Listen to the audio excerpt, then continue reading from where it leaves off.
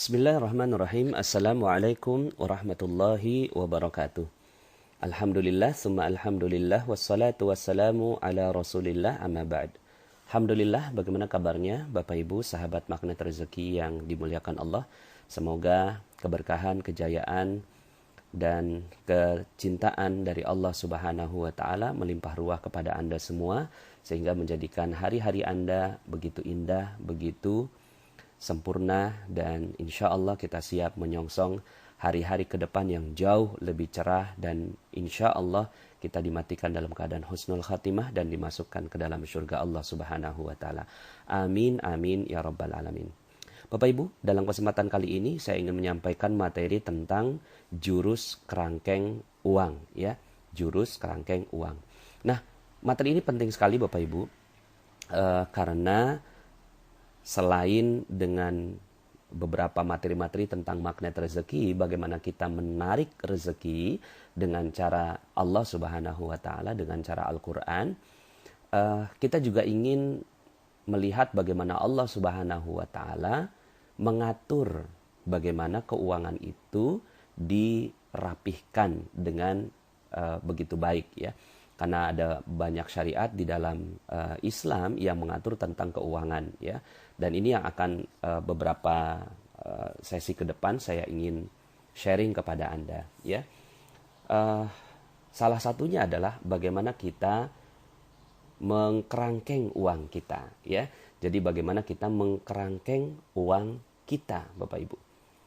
Nah, kerangkeng uang ini Allah sendiri loh yang mengajarkan di dalam Al-Quran, gitu ya. Jadi Allah meminta kita untuk mengkerangkeng uang, karena uang itu ibarat hewan peliharaan, ya, hewan peliharaan yang buas, Bapak Ibu, ya, yang liar gitu ya. Jadi kalau seandainya Anda punya hewan peliharaan lalu kemudian nggak dijaga, itu udah pasti hilang, Bapak Ibu, ya. Jadi yang namanya hewan peliharaan, mau apa itu dia, kambing, ayam, ya, kemudian sapi, kalau Anda tidak buat pagarnya, Anda tidak buat kerangkengnya, Anda tidak atur, ya, bagaimana hewan peliharaan itu hidup dan seterusnya, yang terjadi adalah hewan itu kabur dan hilang. Yang sering terjadi pada kita kebanyakannya adalah karena selain dia tidak menjadi magnet bagi rezeki, ya, dia juga bukannya rezeki itu terkumpul malah hilang, gitu ya. Makanya banyak di antara kita, kok uang saya nggak kekumpul ya, gitu ya, kok rezeki saya ini kok nggak kelihatan bentuknya ya, karena bisa jadi kita tidak mengkerangkeng uang kita, ya. Maka hukum kerangkeng uang di dalam Al-Quran sedikitnya saya nukilkan dalam 2 ayat, ya. Dalam 2 ayat Allah Subhanahu wa Ta'ala itu berfirman dalam surat Al-Furqan ayat 67, ya. Bunyinya demikian, ini ketika menjelaskan tentang ciri-ciri ibadur rahman atau hamba-hamba Allah yang maha kasih, ya. Di dalam ayat yang ke-67-nya disebutkan cirinya, auzubillahi minasyaitonirrajim, walladzina idza anfaqu lam yusrifu wa lam yaqturu wa kana baina dzalika qawama. Dan orang-orang yang apabila membelanjakan harta, mereka tidak berlebih-lebihan dan tidak pula kikir, ya. Dan adalah pembelanjaan itu di tengah-tengah antara yang demikian itu, ya. Artinya apa? Allah menginginkan agar kita ini betul-betul smart, cerdas dalam urusan harta, ya. Jadi Islam nggak melulu, ya, berbicara tentang kita masuk surga, alam barzah, alam mahsyar, enggak. Tapi Islam juga mengatur bagaimana keuangan itu dirapihkan, gitu ya. Jadi Allah menginginkan kita ini tidak berlebih-lebihan dalam membelanjakan harta. Kenyataannya di lapangan ada banyak sekali orang yang berlebihan di dalam membelanjakan hartanya. Bahkan di dalam ayat yang lain, dalam surat Al-Isra, ya, dalam surat Al-Isra itu Allah mengancam, ya, akan menghancurkan rezeki bagi mereka-mereka yang punya ciri ini, Bapak Ibu. Jadi hati-hati kalau seandainya Anda udah melakukan semua apa-apa yang saya sampaikan dalam audio saya nomor 1 sampai nomor 22. Kayaknya hidup udah bagus banget, udah rapi, betul ya. Kita coba ya, walaupun saatnya, kalaupun belum rapi, Anda mengalami detox rezeki, gitu ya. Dalam rezeki Anda, oke, nggak apa-apa, sabar aja. Sedang proses detox kok, begitu ya. Nah, mungkin dalam proses detox yang perlu Anda lakukan adalah selain dosa-dosa Anda, ya, dosa-dosa kita semua. Saya juga punya banyak dosa, Bapak Ibu, ya.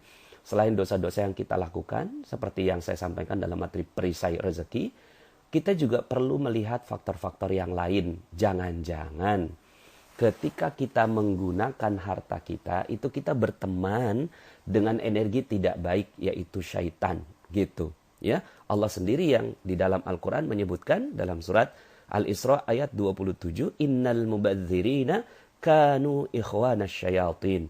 Wa kana syaitanu lirabbihi kafura.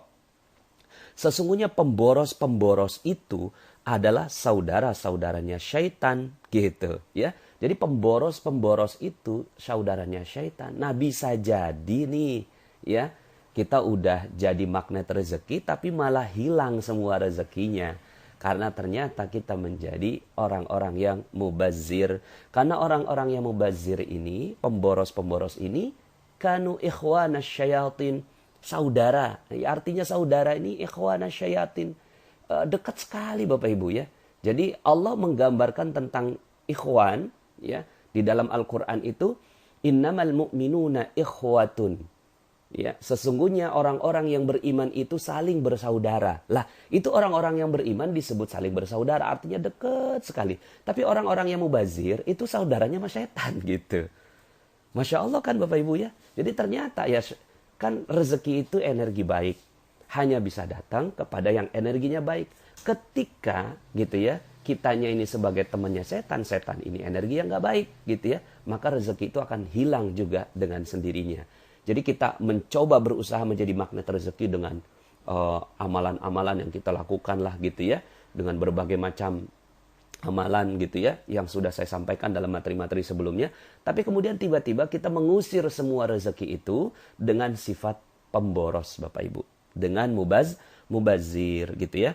Innal wa kana syaitanu lirabbihi kafura. Sesungguhnya syaitan itu sangat ingkar kepada Tuhannya ya. Jadi Allah nggak suka banget. Ketika Allah nggak suka sama syaitan, berarti Allah nggak suka sama temannya setan. Siapa temannya setan? Para orang-orang yang mubazir. Nah, sebelumnya itu dalam ayat yang sebelumnya itu Allah sebutkan gitu ya. Kenapa sih Allah sebutkan tentang pemboros ini? Karena kadang-kadang begini Bapak Ibu, kita ini nggak adil dalam menempatkan rezeki.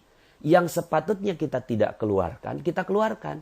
Yang sepatutnya kita tahan, gitu ya, tidak kita tahan. Gitu. Misalnya, masuk ke masjid, 50.000 itu kerasanya gede banget. Ya, masuk ke masjid itu 50.000 kerasanya gede banget. 100.000 kerasanya gede banget. Tapi kalau masuk ke restoran, gitu ya, 170.000, 180.000, 200.000, makan bertiga, rasanya kayaknya oke-oke aja begitu. Nah, ini sesuatu yang nggak pantas Bapak Ibu. Ya, dan akhirnya pola hidup seperti ini yang membuat kita jadi hilang rezekinya.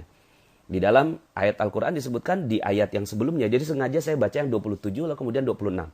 Wa atizal qurba haqqahu wal miskin wabnas sabil. Tuh, ya. Dan berikanlah kepada keluarga-keluarga yang dekat akan haknya kepada orang miskin dan orang yang dalam perjalanan. Begitu. Baru kemudian Allah sebutkan wala tubadzir tabdzira.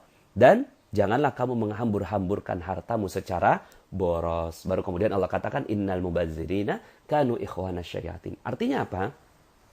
Artinya kita dalam membelanjakan harta itu mesti smart, sesuai dengan yang Allah ajarkan.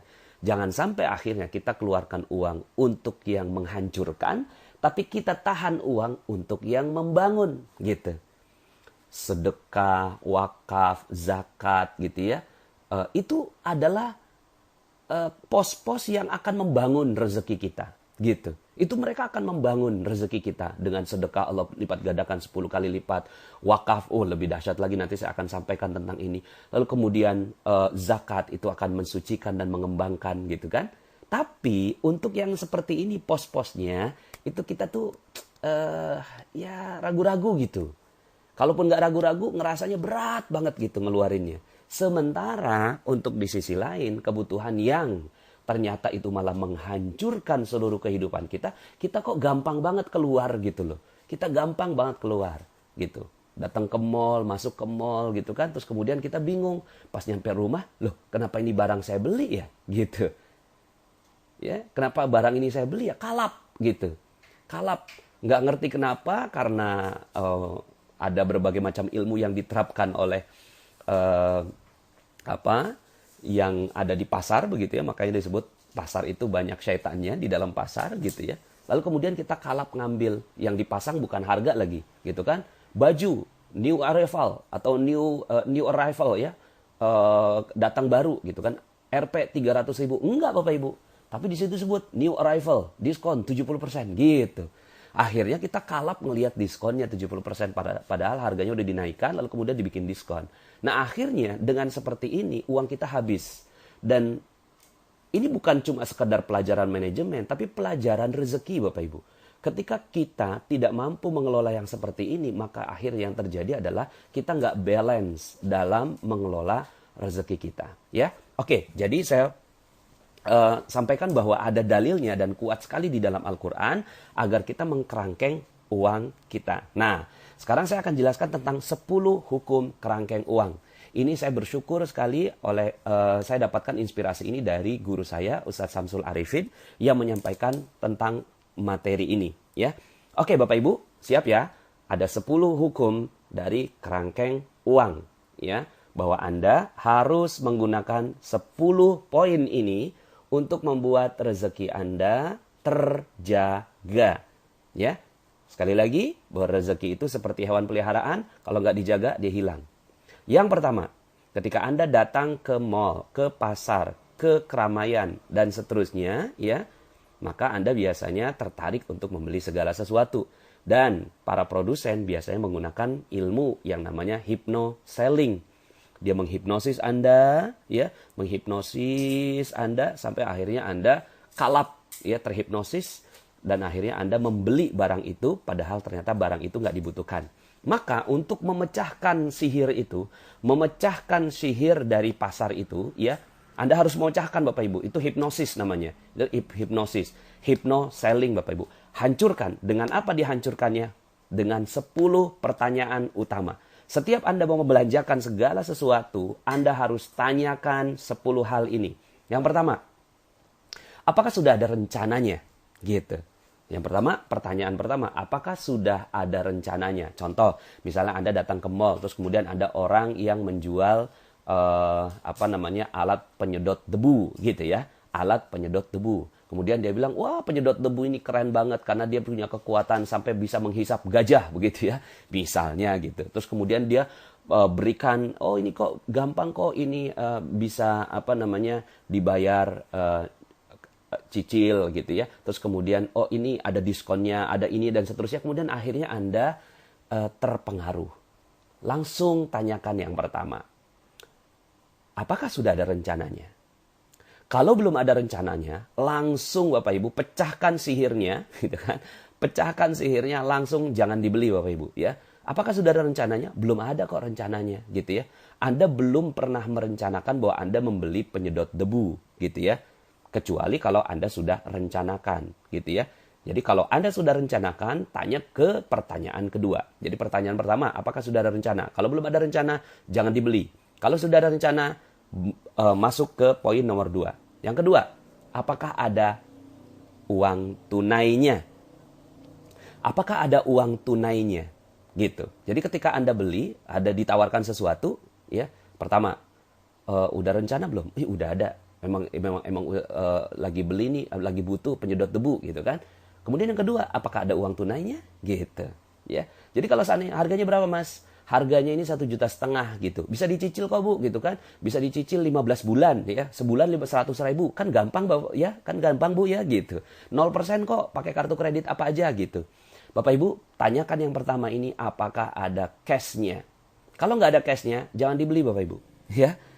Kenapa? Karena penelitian membuktikan bahwa orang yang membeli dengan cara kredit itu tidak punya rasa bersalah. Gitu. Orang yang membeli dengan cara kredit itu tidak punya rasa bersalah. Ya. Dia pandangnya gampang cuma 100.000 gitu kan. Tapi coba 100.000 dikali 100 barang Bapak Ibu. Udah 10 juta gitu ya. Sebulan gitu. Nah, Anda nggak pernah ngerti tentang itu. Nah, ini ada sihirnya di sini ya. Ada mantra di sini ya. Makanya kalau seandainya ini yang kedua nih. Kalau nggak ada cashnya, lebih baik Anda tidak membeli barang tersebut. Gitu Bapak Ibu ya. Jadi kalau nggak ada cashnya, jangan dibeli. Gitu. Kecuali, ini kecuali ya. Ya kecualinya pasti ada ya. Contohnya misalnya kalau Anda mau beli rumah, kemudian ternyata ada orang yang mengajak membelinya dengan cara dicicil karena harga rumah itu naik gitu ya. Oke saja. Walaupun nanti akan ada ilmu baru yang akan saya sampaikan dalam ilmu berikutnya ya.